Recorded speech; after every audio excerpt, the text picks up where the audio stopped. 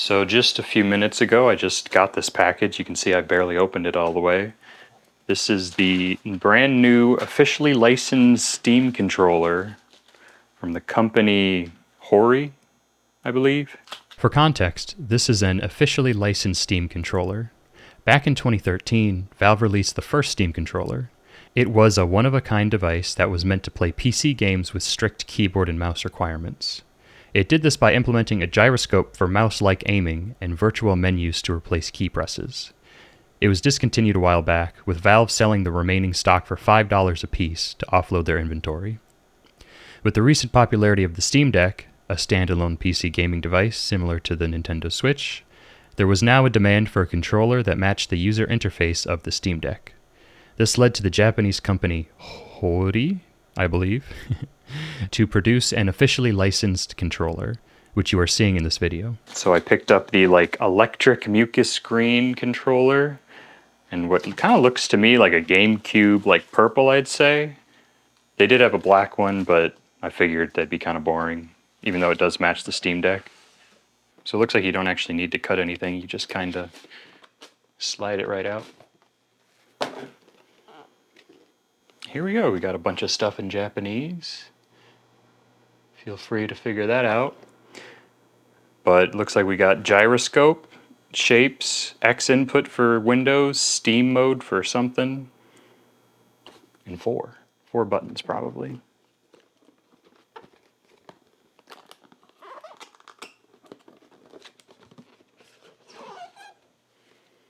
There we go. So that's what I was wondering. So this does seem to come with a little Bluetooth dongle. Here's the actual controller. In person it looks, I'm not gonna lie, the green looks pretty bad in person. It looks like a McDonald's controller. Looks like a toy. Ooh, it doesn't feel very significant either. That's not great. In the box you get a USB, regular USB to Type-C cable, so that's cool, I guess. But yeah, this controller, it doesn't feel great. Somewhere around here, let me see if I can find it. So for reference, this is just like your standard Xbox Series, whatever, controller, and this feels significantly heavier. I'm assuming it's because this doesn't, I believe this doesn't come with rumble. So this is just literally just a lighter controller. Yeah, and I consider this kind of like the gold standard for controllers in my opinion. I've never really used the PlayStation controllers. The buttons, they don't really feel great either. Trying to focus there. The buttons don't really feel great either. I'm not gonna lie. It feels like it just doesn't feel nice, you know?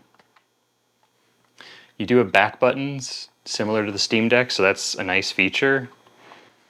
Like the Xbox controller, for reference, like these buttons, they're like a resin plastic feel almost. These just, you know, they feel injection molded. And like you'll see on this controller, the button really does stick up a lot, if you can see that. But on the Xbox controller, it's a very low profile button. So it kind of feels smoother to like slide on and off. But this, it's like, you know what I mean? It's kind of hard to see. And then they do have these buttons down here. So that's how you get your 4 Steam buttons. So I mean, it's kind of nice that it has all the same functionality. It just doesn't feel super nice.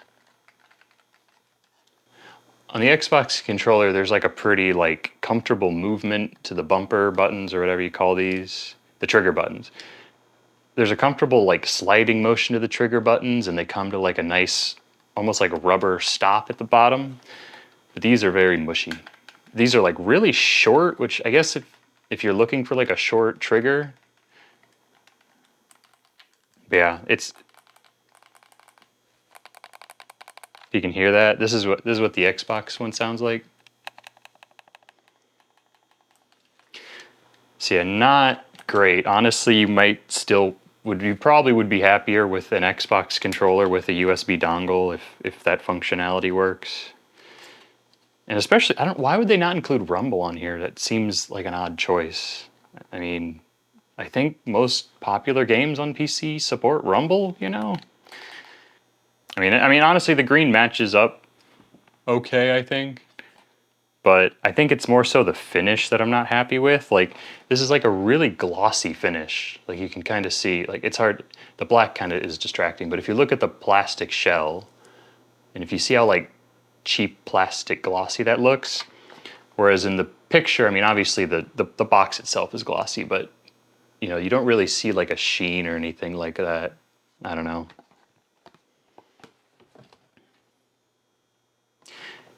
And I mean, honestly, the Xbox controller isn't that different, but it does have, this has like a more of like a texture to it, where this is like, the texture is very fine. It's hard to explain. While we're here, let's get the purple one opened up.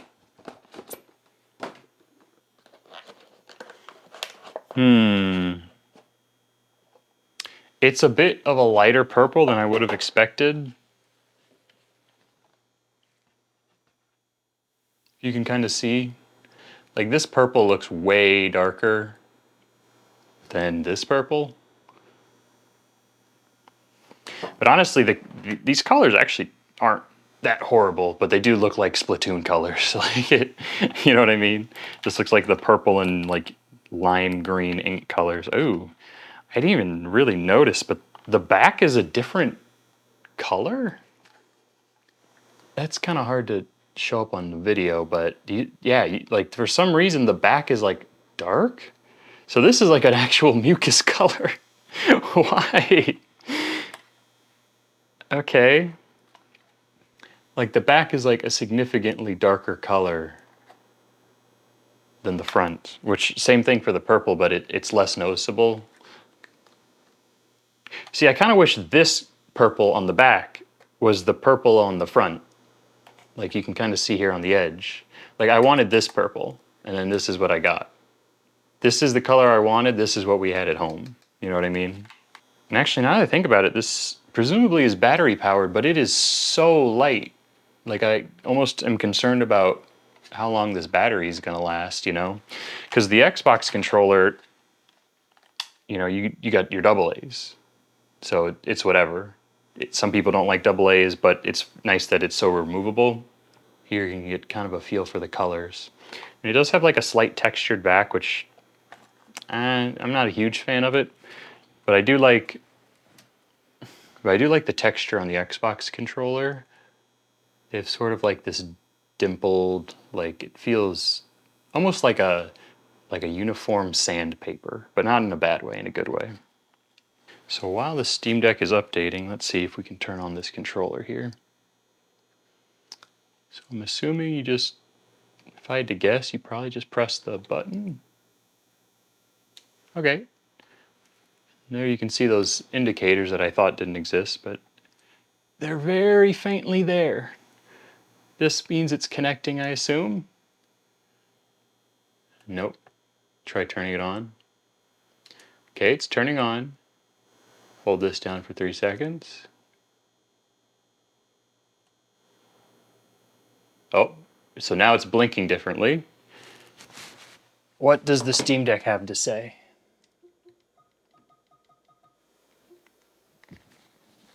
Okay, there it is. There it is at the very top there.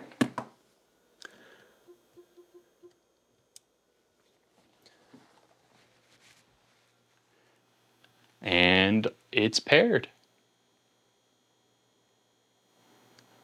Now we got solid blue. How does this feel navigating? Honestly, it feels pretty snappy. To try to, this is going to be pretty hard to simulate, but I'm going to do this when I'm pressing it.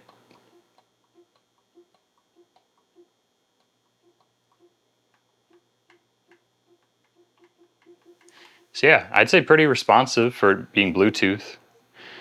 Now, I'm assuming this won't work, but let's see. If I power this Steam Deck off, maybe sleep. We'll try sleep first. Sleep.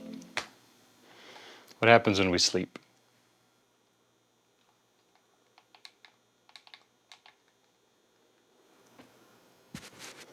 At this point, I'd say even if it would turn it on, it's taken so long I might as well get up and do it. So I'm going to say you cannot do that.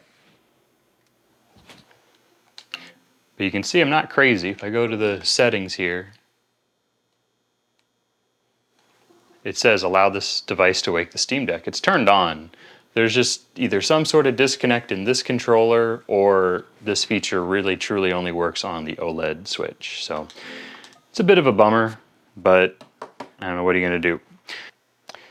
Okay, this isn't in pairing mode, so let's put this back in pairing mode. Okay, there it is.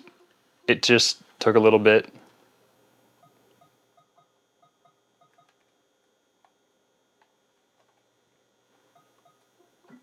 So they're both connected. That's fine, I guess. So let's see. This is player one, the purple controller. We take the green controller, we press A. Look at that. I've got two. Go ahead and lock both these guys in. Hey, look at this. So I've got my player one. All the buttons seem to work. I also have the shoulder buttons are doing stuff, whatever is pre-bound to this game. These buttons also work on the front here. And we swap to this one. And look at that. Easy local multiplayer. Of course, nowadays you've got to actually figure out which games support local multiplayer, but that's not a problem for this video. Okay, so I've been fiddling around with the gyro, and for some reason it just is way too like stuttery.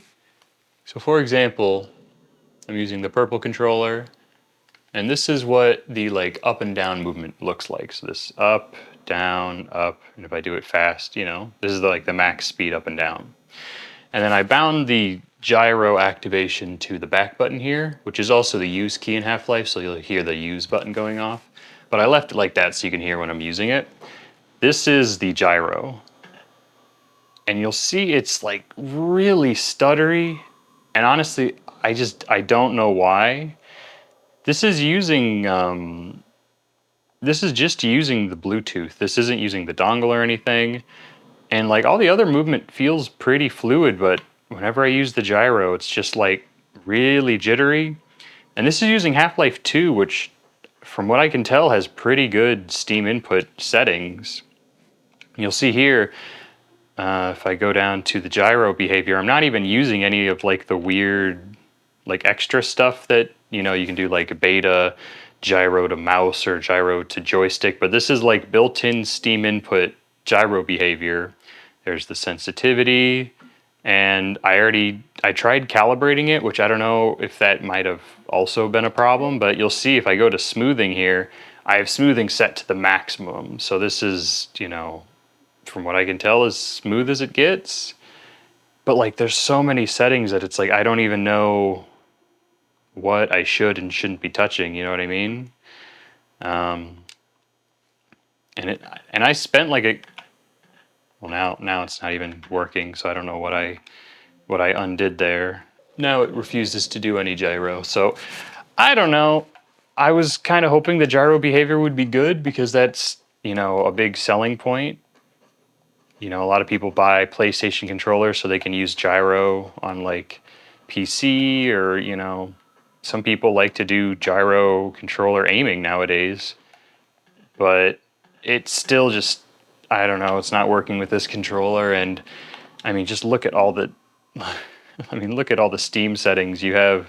This controller is so new that if I go to community layouts, there aren't any results because nobody's gotten this controller and published their own layouts. If I hit show all layouts, you see there is a bunch of layouts, but none of them are meant for this specific controller. So, yeah, I don't know. Holding the controller in my hand for like, you know, 10, 30 minutes, it honestly doesn't feel that bad, but the lack of weight definitely makes it feel a bit cheaper. But I mean, it does have all the buttons you would need to use the Steam Deck, and that's about it. And then it's just kind of like the question is this really worth the price? So I don't even know what the conversion rate is. Let me quickly check how much one of these costs. So yeah, as of recording, one of these costs about 8,000 yen, which converting that to USD is about $56.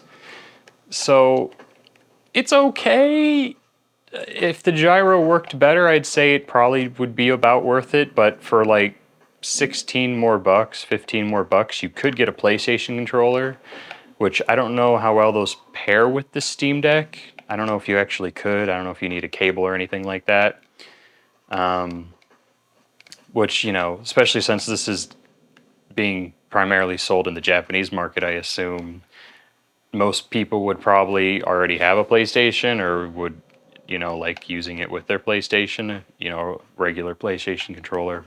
So yeah, I don't know. I think this is if the gyro could just work better out of the box, like if there were layouts that I could just use out of the box, because it's cool that you can mess with the Steam input settings, but I don't want to stare at a menu for 30 minutes. I want to play the game. You know what I mean? Especially a couch, especially like a TV game, like, you know, Nintendo Switch games, you usually just sit down and play the game. There's no like fussing with controls and stuff. That's very much a PC gaming thing.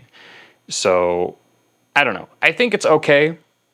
I bought it more so out of curiosity because like we haven't had a Steam controller since the Steam controller, and that was kind of like a, you know, unicorn product. But honestly, I'd say the controller is okay. I'll use it a bit more and see if my opinion changes. It still kind of just is a casualty of the awkwardness that is the Steam Deck, especially, you know, something that runs Linux and it's just so bulky and, you know, not very press and go all the time.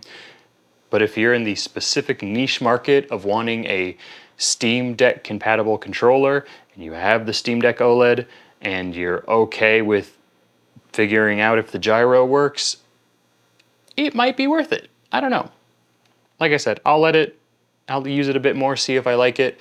And of course, you can use it on PCs, so that is kind of a nice selling point, but I haven't tested it out yet, and honestly, I'm probably not going to really test it out too much on PC because if I'm going to be on PC, I'm going to use a mouse and keyboard, you know.